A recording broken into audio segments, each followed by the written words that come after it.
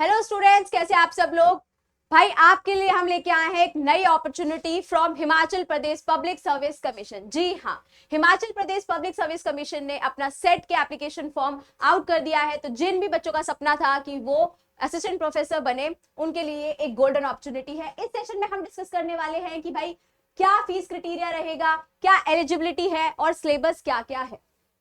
तो बिना अपना समय जाया करे फटाफट से देख लेते हैं और बिना देरी के अपने टारगेट को सेट करते हैं। तो Himachal Pradesh public service commission ने सेट का एग्जाम 2026 का उसका नोटिफिकेशन आउट कर दिया है। एंड जो एप्लीकेशन फॉर्म की जो क्या बोलते हैं ओपनिंग डेट थी वो क्या थी, 3 तारीख को एप्लीकेशन जो फॉर्म है वो आउट हो चुका है। और इसकी जो क्लोजिंग डेट रहेगी स्टूडेंट्स, जब एग्जाम आप लास्ट जो डेट है आप जब तक इस फॉर्म को भर सकते हैं वो क्या है, 30 जनवरी 2026। मतलब लमसम आपके पास 26 दिन का टाइम है, 25 दिन का टाइम है।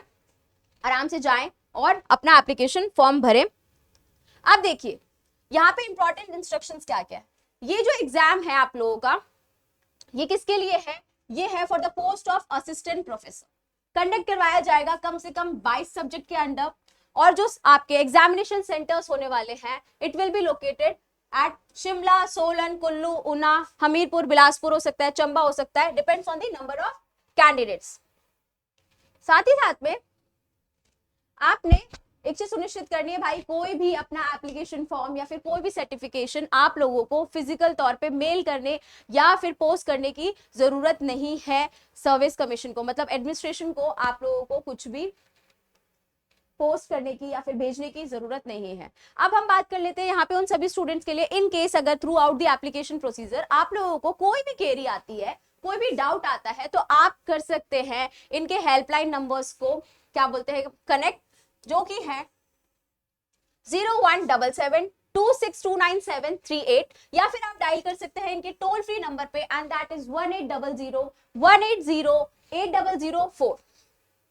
ये दोनों ही नंबर आप लोगों के सुबह 10 बजे से लेके शाम को 5 बजे तक अवेलेबल रहेंगे। तो इस समय के बीच में, इस कार्यकाल के अंतराल में आप क्या करें, जाएं, अपनी कोई भी अगर क्वेरी है, कोई भी डाउट आ रहा है कि कोई चीज नहीं समझ में आ रही है, कैसे फिल आउट करनी है, क्या डॉक्यूमेंट डालना है, तो आप इन नंबर पे जा सकते हैं, कॉल करके अपना डाउट क्लियर कर सकते हैं और बहुत केयरफुली अपना फॉर्म फिल आउट कर सकते हैं। अब अगर बात करी जाए तो भाई कैटेगरीज की, तो यहाँ पे एक चीज आप लोगों को जो ज्यादा अच्छे से ध्यान रखनी है सारे स्टूडेंट्स को, वो ये कि सिर्फ जो हिमाचल प्रदेश के रेसिडेंट्स हैं वो ही जो कैटेगरी की जो फैसिलिटीज है, कैटेगरी का जो रिलैक्सेशन है उसके लिए क्या है, एलिजिबल है। मतलब कि कोई भी रेसिडेंट ऑफ हिमाचल प्रदेश जो कि एससी कैटेगरी से बिलोंग करता है, ओबीसी की नॉन क्रीमी लेयर से आता है, एसटी से आता है, ओके, वो क्या है, उन्हीं को जो भी कैटेगरी रिलैक्सेशन यहाँ पे प्रोवाइड होंगे एग्जाम के थ्रू, वो क्या है, प्रोवाइडेड है। कोई भी अदर स्टेट का जो कैंडिडेट है उसके लिए क्या है, ये रिलैक्सेशंस अवेलेबल नहीं है, क्योंकि उसको एज अ जनरल कैटेगरी का कैंडिडेट कंसिडर किया जाएगा। तो मतलब अगर आप हिमाचल प्रदेश से बिलोंग नहीं करते बट किसी और स्टेट से बिलोंग करते हैं, सपोज राजस्थान हो गया, उत्तर प्रदेश हो गया, दिल्ली हो गया, महाराष्ट्र हो गया, तमिलनाडु हो गया, अगर ऐसा कोई भी कैंडिडेट जो हिमाचल प्रदेश का रेसिडेंट नहीं है लेकिन वो इस एग्जाम को अप्लाई कर रहा है एंड वो एक कैटेगरी सर्टिफिकेट होल्ड करता है, तो भी आप लोगों को जनरल कैटेगरी के अंदर ही काउंट किया जाएगा। एंड देखिए ये जो एग्जाम है it will be conducted offline. Exam जो है वो ऑफलाइन होगा। यहाँ पे एक लिस्ट ऑफ सब्जेक्ट दी गई है जिसमें सेट का एग्जाम जो है वो कंडक्ट करवाया जाएगा, जैसे कि केमिकल साइंस हो गया, इंग्लिश हो गया, लाइफ साइंसेस हो गया। तो जो भी स्टूडेंट्स लाइफ साइंस की प्रिपरेशन कर रहे हैं नेट की, या फिर जिनका भी नेट क्लियर है लाइफ साइंसेस से, भाई वो भी अप्लाई कर सकते हैं। इकोनॉमिक्स हो गया, मैथ्स हो गया, संस्कृत हो गया, साइकोलॉजी, एजुकेशन, एनवायरमेंटल साइंसेस, तो ये सारे सब्जेक्ट्स आप एक बार पीडीएफ के थ्रू जाए, देखें कि आपका कौन सा सब्जेक्ट है जिसके थ्रू आप अप्लाई कर सकते हैं। अब यहाँ पे बात कर लेते हैं किसकी, एलिजिबिलिटी क्राइटेरिया की। किसकी बात कर लेते हैं, एलिजिबिलिटी क्राइटेरिया की। तो कोई भी जनरल कैटेगरी का कैंडिडेट जो इस फॉर्म को फिल आउट करना चाहिए चाहता है, उसके पास कितने होने चाहिए, उसके पास एटलीस्ट 55% मार्क्स होने चाहिए अपने मास्टर डिग्री में, और अगर कोई भी कैंडिडेट जो कि किसी एसटी, एससी या फिर ओबीसी कैटेगरी से बिलोंग करता है, पीडब्ल्यू से बिलोंग करता है, उसके पास कितने होने चाहिए, एटलीस्ट 50% मार्क्स होने चाहिए उनके पास। एंड जो मास्टर डिग्री होनी चाहिए वो आपकी यूजीसी ग्रांट के अंदर आनी चाहिए। जो यूनिवर्सिटी होती है आपकी, वो रजिस्टर्ड यूनिवर्सिटी से आपने मास्टर डिग्री अगर करी हुई है और आपके पास इतने इतने मार्क्स हैं इन द फॉलोइंग कैटेगरी, तो ही आप इसके लिए एलिजिबल हैं। मेक श्योर कि आप जब इस सेट एग्जाम का सब्जेक्ट चूज कर रहे हैं, ओके सपोज कोई एक बच्चा है वो इंग्लिश में एग्जाम लिख रहा है या फिर लाइफ साइंसेस में एग्जाम लिख रहा है, तो आप लोगों का जो मास्टर डिग्री का जो सब्जेक्ट है, जो आपने एमएससी करी होगी, एमए किया होगा, वो कहाँ पे हो, वो सेम सब्जेक्ट में होना चाहिए। ऐसा नहीं है कि आपने मास्टर किसी और डिग्री से करी, सब्जेक्ट से करी है और आपने फॉर्म किसी और सब्जेक्ट से भर दिया। इन केस अगर ऐसा पाया जाता है तो examination service will not be responsible for this, for the further proceedings. तो यहाँ पे वही बात है कि if a candidate qualifies the set examination in the subject other than the subject of master degree, the Public Service Commission will not be responsible for that. Okay?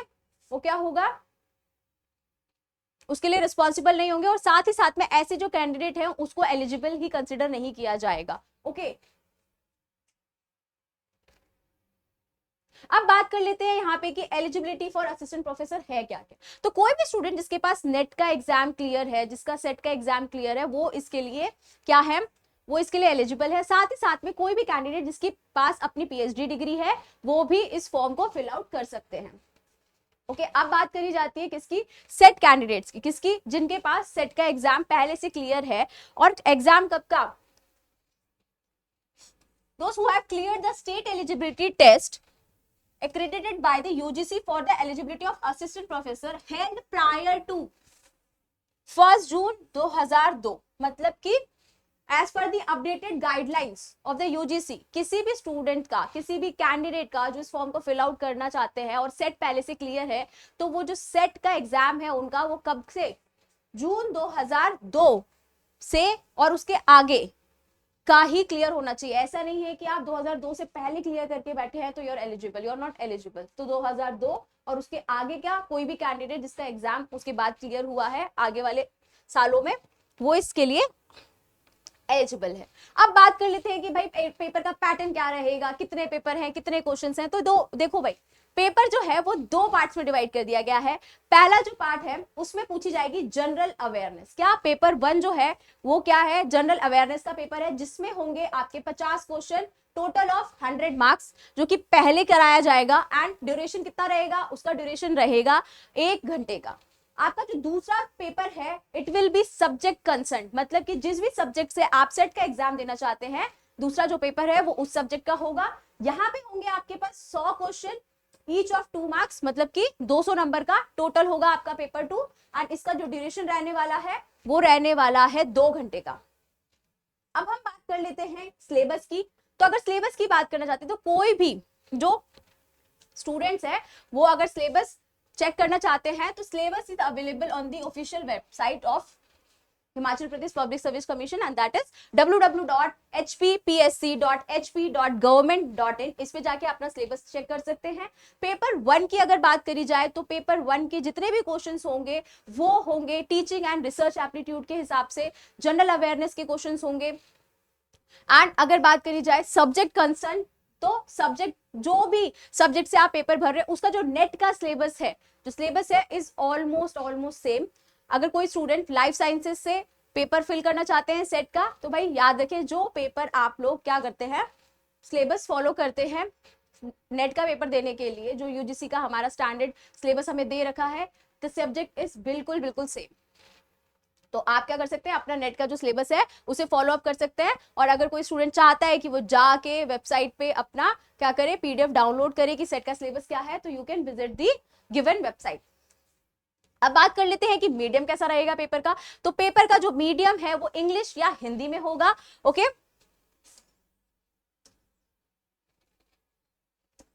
Except for those candidate जिन्होंने किसी language paper में या computer science या environmental science के अंदर set का paper भरा है। मतलब कि जो जनरल बेसिक जो दो लैंग्वेज है हमारी, इंग्लिश या हिंदी, पेपर उसी के अंदर होगा, एक्सेप्ट फॉर द स्टूडेंट्स जिन्होंने क्या हो, या तो कोई लैंग्वेज चूज कर रखी हो इस एग्जाम को अप्लाई करने के लिए, या तो फिर वो इस एग्जाम को देना चाहते हैं कंप्यूटर साइंस से या एनवायरमेंटल साइंस से। अब बात कर लेते हैं मार्किंग स्कीम की। भाई वेरी वेरी इंपॉर्टेंट कंपोनेंट, किसी भी एग्जाम की बात करी जाए तो मार्किंग स्कीम सबसे इंपॉर्टेंट चीज होती है, क्योंकि यही क्या करती है, यही हमें गठजोड़ करने में मदद करती है किसी भी पेपर को क्रैक करने के लिए सिलेबस के साथ साथ। तो देखिए हर सही क्वेश्चन के लिए ओके आप लोगों को कितने मार्क्स मिलेंगे, हर क्वेश्चन के लिए आपको 2 मार्क्स मिलेंगे and there is no negative marking in this exam. क्या अगर कोई क्वेश्चन आपका गलत भी हो जाता है तो क्या है, नेगेटिव मार्किंग नहीं है भाई। तो हर क्वेश्चन के लिए 2 मार्क्स होंगे अगर वो क्वेश्चन सही है, और अगर कोई भी क्वेश्चन गलत हो जाता है तो there is no negative marking. अब यहाँ पे हमें एक और चीज देखनी है कि किसी भी स्टूडेंट्स का लाइक सपोज एग्जाम पेपर में अगर क्या हो, यहाँ पे एग्जाम पेपर में कोई क्वेश्चन गलत निकल आता है, लाइक सपोज कि पेपर के अंदर ही कोई क्वेश्चन ऐसा डिजाइन हुआ है कि वो इनकरेक्ट है, या फिर उसके अंदर कोई भी कंफ्यूजिंग इशू है, तो वहां पे students will be awarded with bonus of 2 marks. मतलब जो क्वेश्चन के मार्क्स हैं, हर क्वेश्चन 2 मार्क्स का है यहाँ पे।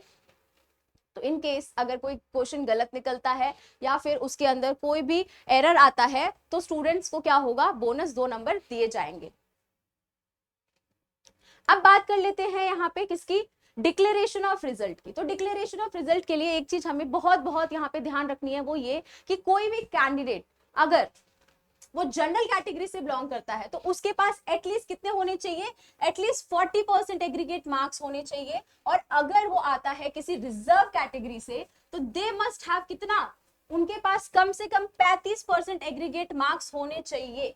ओके लेकिन क्वालिफाई कौन करेगा, only the top 6 of the appeared candidates दोनों पेपर में। मतलब कि अगर कोई कैंडिडेट 40% एग्रीगेट है उसका और वो जनरल कैटेगरी से बिलोंग करता है, या फिर उसके पास कितना है 35% एग्रीगेट मार्क्स आ चुके हैं और वो किसी रिजर्व कैटेगरी से बिलोंग करता है, तो भी वो तभी क्वालिफाई होगा जब वो टॉप 6% अपीयर्ड कैंडिडेट्स में आया है, जिन्होंने भी क्या है इस एग्जाम को क्लियर किया है, उनके जो टॉप 6 होंगे वही एलिजिबल होंगे इसके लिए।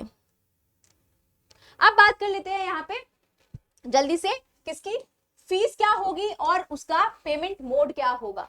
तो भाई जो जनरल कैटेगरी के लिए यहाँ पे फीस रखी गई है, it is 1150 rupees for candidate जो कि कहां से आते हैं, जनरल कैटेगरी से आते हैं बट ईडब्ल्यूएस के अंदर फॉल होते हैं, या फिर ओबीसी कैटेगरी की नॉन क्रीमी लेयर के हैं स्टूडेंट्स हैं, तो उनके लिए यहाँ पे the fees is 600 rupees. And candidates, reserve candidates of Himachal Pradesh, इस चीज का ध्यान जरूर रखा जाएगा। तो एसटी या फिर बीपीएल के नीचे आने वाले कैंडिडेट्स, फिजिकली हैंडीकैप जो है, ओके पीडब्ल्यू वाले कैंडिडेट्स, उनके लिए जो फीस रखी गई है दैट इज कितना 325 रुपीज।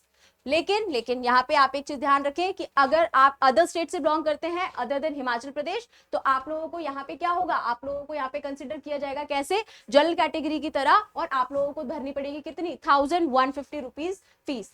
जो पेमेंट मोड रहेगा यहाँ पे वो पूरा ई पेमेंट है, तो आप अपनी पेमेंट कर सकते हैं कैसे, डेबिट कार्ड, क्रेडिट कार्ड या इंटरनेट बैंकिंग के हिसाब से।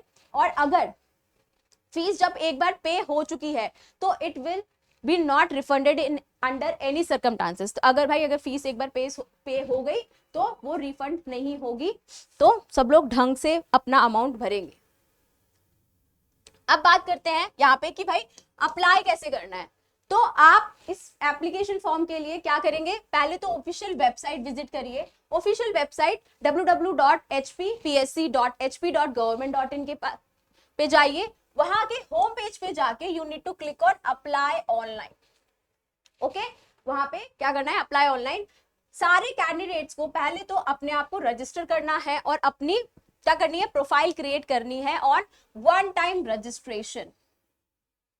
मतलब कि उन्होंने क्या करना है, पहले अपने आप को रजिस्टर करना है, हिमाचल प्रदेश सर्विस कमीशन की वेबसाइट पे अपनी प्रोफाइल क्रिएट करनी है और उसके बाद फॉर्म फिलिंग चालू करनी है। ऐसा कोई भी कैंडिडेट जिसने यहाँ पे अपने आप को पहले से रजिस्टर कर रखा है वो क्या कर सकते हैं, वो भाई आपकी जो भी पुरानी यूजर आईडी है, पासवर्ड है, वहां जाइए, डालिए अपने क्रेडेंशियल्स को एंड फॉर्म फिलिंग चालू करिए। ओके, तो this is the whole about the session की एप्लीकेशन जो है एचपी सेट का वो आ चुका है, क्या क्या एलिजिबिलिटी क्राइटेरिया है, सिलेबस क्या रहेगा, फीस क्या क्या है और क्या इंपॉर्टेंट पॉइंट्स हैं जो आप लोगों को ध्यान रखने हैं।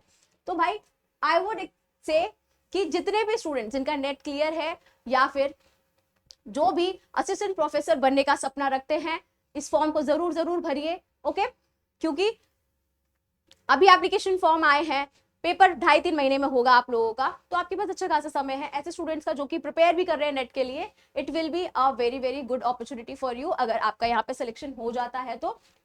और एग्जाम के लिए जिन्होंने दिसंबर में अपियर किया था उनके लिए it just a one more revision cycle और आप इसमें अच्छा परफॉर्म कर सकते हैं, तो जरूर जाएं, अप्लाई करें। And for more information like this do subscribe our channel and keep watching Ved prep biology. Thank you.